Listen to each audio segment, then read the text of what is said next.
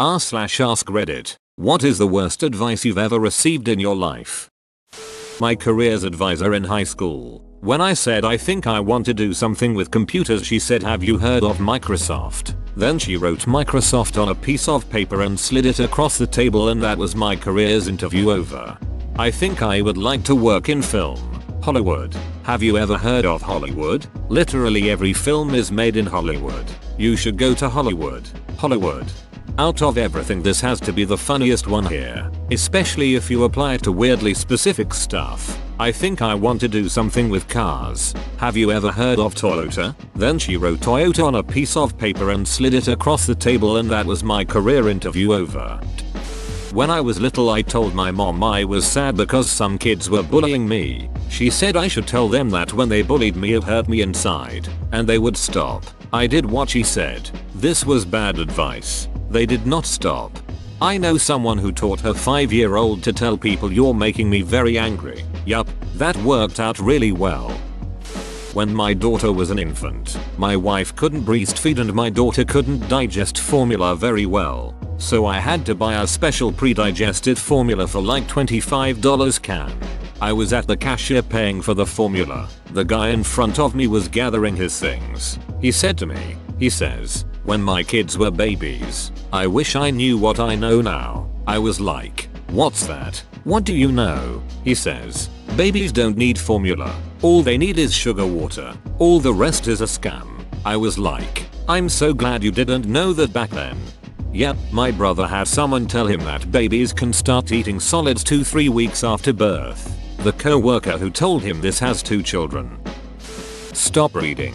You read too much. You're going to hurt your eyes. Go watch TV for a while. My grandma, every time she visited, while grabbing the books from my hands, it was like something off The Simpsons. Look at this cool new website. It's called Reddit. It's not addictive. Here, try this heroin as well. If you do it once, it's not bad. Your high school years will be the best ones of your life, so you better enjoy them while you can. If high school was the greatest time of my life, then I would have been better off killing myself then and there. For some people, life peaks in high school. Everyone is different, but I'm 30 and I don't even think my best years have happened yet. Prom is the happiest night of your life. Why wouldn't you go? I mean, prom was fun, but I wouldn't say it's anywhere near the best night of my life, and I'm only 21. I would say so far the best nights of my life have been all my friends' 21st day parties, because we all get together, which doesn't happen very often anymore, and do stupid stuff and have fun. When I was about 5-6 years old, I was given a Superman cape for my birthday. I was told that it could make me fly. After a few days of not being able to fly, I began asking people how to make it work. They advised that I needed to find somewhere high up to jump off of, so I started jumping off fences, trees. Then I was told I needed to jump something taller. Are you the blur that just flashed by my window? You know, son, there really is no such thing as cheating if you aren't married. The Bible doesn't recognize any relationship that isn't bound in the covenant of the Lord. So until you are married, relationships don't really exist. Thanks, Dad. You just indirectly explained why you're on your 3rd marriage. Had an uncle tell me that men could be allowed to fool around in relationships, as it was their impulse to have as many children as possible, and women. Well, look at a man other than your husband and your horse. I have some questionable family members. This wasn't me personally, but my mom told me that we had a neighbor that used to constantly tell my dad that life insurance was a waste of money and tried to convince him to stop paying for it. Fortunately, my dad was intelligent because he died 5 years later, and my family would have been completely destroyed without it. There are different kinds of life insurance. Some people really have issues with whole life and say it's a bad investment. Either way, thank goodness your dad stuck with his plan. I'm so sorry for your loss, and hope you're doing okay. Don't go through chemotherapy. Eat this nut and berry mix instead. My younger sister, when she visited me in the hospital when I went for febrile neutropenia, no white blood cells, had fever. She also showed up claiming to have bronchitis and didn't wear a mask and full on hugged me. Yeah, she's a piece of work, even knowing what I do now about what it would do to my reproductive health. Too long, didn't read. Permanent menopause at 26. I'd still go with chemotherapy 1100%. I was going to die without it. With a 100% guarantee. I would be dead by the time I turned 27.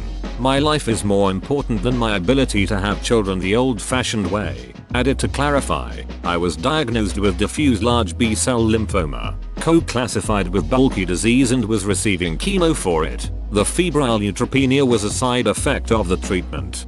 Holistic people are the most fun, aren't they? This leaf from Tanzania will cure your life-threatening disease, and it's all natural. Do what you love and the money will come. I masturbated for years and no money came. My dad sat me down when I was in college and ran me through what my life would look like and my career opportunities if I chose the history degree I had been looking at. He had a very frank and brusque conversation with me. I chose accounting. Anything in any romantic comedy ever. Harass the woman you want with unwanted, over-the-top romantic gestures until she falls in love with you. Every Bollywood movie ever. They get more aggressive in the songs. Stop thinking about depression. There are more people who have greater problems than yours, non-verbal. It's like saying don't eat food when you're hungry because someone somewhere is starving. Don't be excited. Someone out there got married today.